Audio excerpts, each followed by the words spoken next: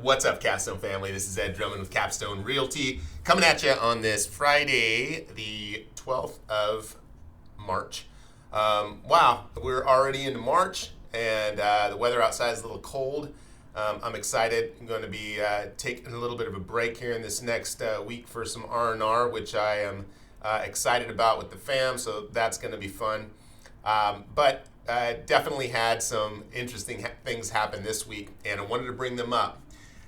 First and foremost, if you are considering selling, reach out to us before coming up with strategy. There are so many things that we're doing behind the scenes right now with each listing individually, because like if we know that you're going to list it for sale, we've got a lot of questions to ask you by way of timeline. First and foremost, where are you going to put the money? And if you've thought through a 1031 exchange, making sure that you really know, who to talk to within the 1031 exchange. You need to have an intermediary that's controlling the assets, controlling the money in between the exchange.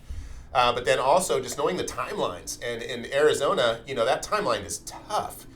In order to get something under contract within the 1031 exchange so you can defer that boot, that cash, and not be taxed on it, they are, it's like impossible for people to find houses right now. So off market is the way to go. But again, without knowing that that's going to happen, only having 45 days to find that property after the sale doesn't do you any favors.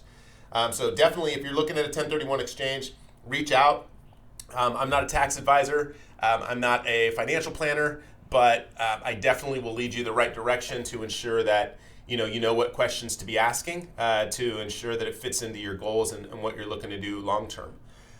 Secondly, I get a lot of questions about time on market. My goal for this team here is when your house is occupied, as the tenant's moving out of there, we're in a stage to absolutely crush it from a marketing perspective.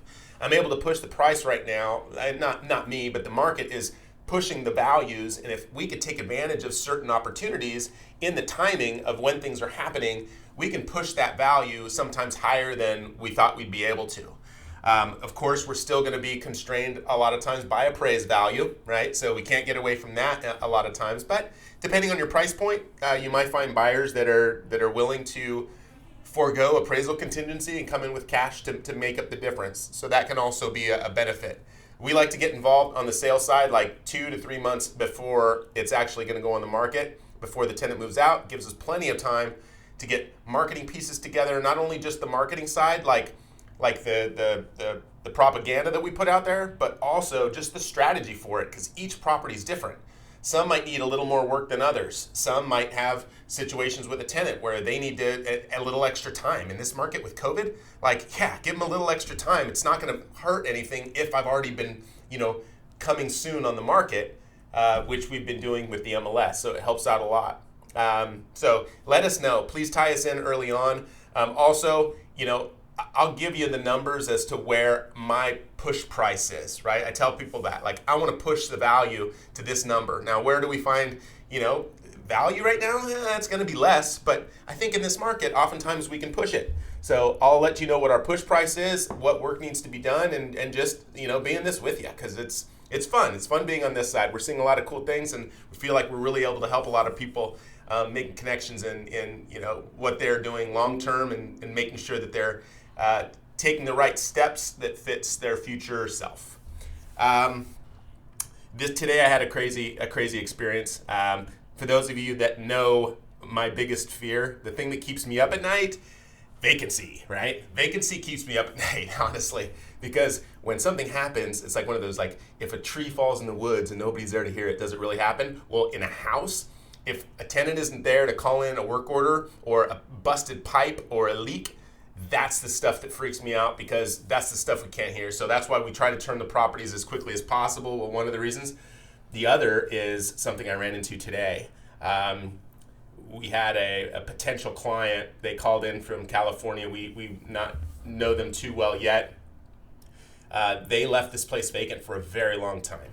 And within that time, it led to some undesirables, or at least some people who needed a place to live, to show up at the house. And in this particular case, we knew as of last week that the place had been boarded up. The owner made the made the steps to secure the property, did all that, and then I showed up today and walked in on somebody. So it was definitely a very interesting situation. Haven't been in that since in that type of situation since back in the day, and honestly, I was glad it was me and not one of my teammates.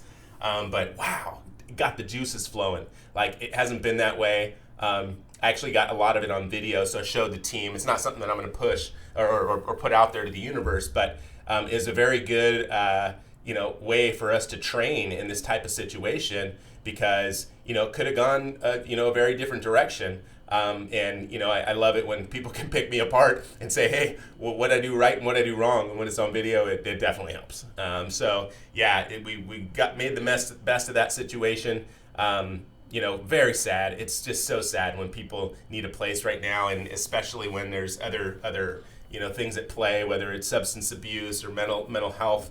Definitely something near and dear to us is keeping these things far from vacant, so we don't have to run into that situation, because it was just way too inviting for people who needed a place to live. I hope you all have a great weekend. If you're in the mood for a conversation here in the next few weeks and want to hear about it, feel free to drop me a line. I'm more than happy to share. But haven't been in this situation for a very long time, so it was an interesting place to put myself again. Cool. I appreciate you. Have a great week. If you haven't subscribed, please do. If you haven't liked it, please do as well. This one is, I appreciate you. Thanks.